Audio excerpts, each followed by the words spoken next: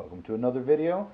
This is our video on the pros and cons of pellet or BB guns for hunting as part of your prepping or just in general use. Now what I have here is a Benjamin Prowler. This is going to be one of the nicer air rifles. I'm not going to say it's the nicest on the market, but definitely one that fits into most people's budgets. This one, I think I got on sale at Black Friday at Academy for like $100. I've seen them go on sale for a little less than that. They average about 120 to 150 depending on the store you're at. So right in the same price range as your entry level 22 rifles. Now I have a couple options here.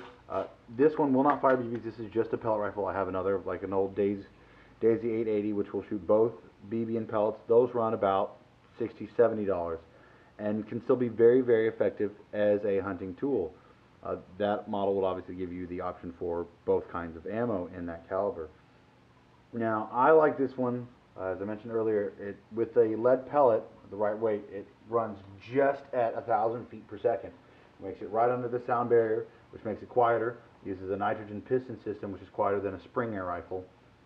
It comes with a little scope, not the best scope on the market, but definitely effective for the range that I plan or that I do use for hunting with it. So, which is very, very short range. Almost all these options that we talked about in the non-powered series, you really don't want to try extending out further than about 20-25 yards. That really is effective range in terms of hunting. Yes, a bow can shoot further. Yes, a pellet rifle can shoot further, but they are most effective at that range or shorter, obviously. So pellets are very, very small. They don't have a lot of weight. Bows, there's too much weight to the arrow. It just drops. You tend to lose accuracy. So in terms of hunting and effective use, short range is obviously better. Now, pros to a pellet rifle. Very, very accurate. Things are dead on at short range. I mean, dead on. Definitely have shot more than my fair share of small animals in the head with a pellet rifle. So very, very effective and very, very accurate. So definitely a big pro. Con, not very light. I mean, this is a full-size, rifle, actually heavier than a lot of little 22 carbines. So definitely something better for a bug-out location or your house.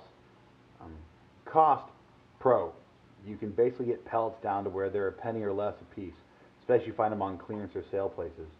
I actually really like the hollow points that Benjamin sells. I think they run about $10 for 750 packs. A little more than a penny a shot, but they're very nice pellets and they tend to shoot very well out of this pellet gun. But even your flat tip pellets work really, really well out of it, and very, very effective, as accurate as it is.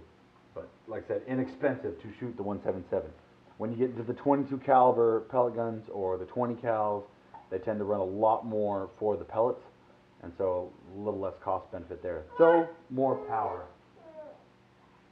So cost benefit definitely there. Now when you get into like your pistols, the small break barrel pistols, those are going to be a lot lighter weight, easier to pack, but you're going to lose some power. But they definitely would be a better option if you don't want to, say, practice or learn how to use a slingshot. If you're familiar with firearms, the pellet pistols, very, very effective option for you to take in, say, a bug out bag, and very easy to keep 500, 1,000 pellets on you. So definitely a good option there, because weight of pellets to your bullet overall, much, much less weight, and therefore easier to pack, easier to stock up on, and no real issues with corrosion or anything like that. There can't be any deteriorating really, because it's just a lead pellet. Now you get into the higher alloy ones, they can definitely shoot faster, but then you take out, to me, one of the best benefits, which is the quiet. But they definitely have a little more penetrating force, being faster. But they are lighter, so the actual power output is about the same. Any questions or comments, please let me know. But I definitely recommend having a nicer air rifle. I mentioned the Daisy earlier. That would probably be, if cost was an issue or you wanted the versatility, that or the Crosman equivalent. I have a preference for Daisy because I grew up using one. But definitely a good option. The one that you can shoot both BB or pellets out of, I think the model I use now is the 880. But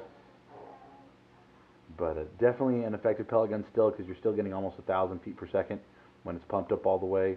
Probably not as nice accuracy-wise as the break barrels. I've always found those to be much more effective as terms of the hunting pellet rifle in terms of accuracy and power.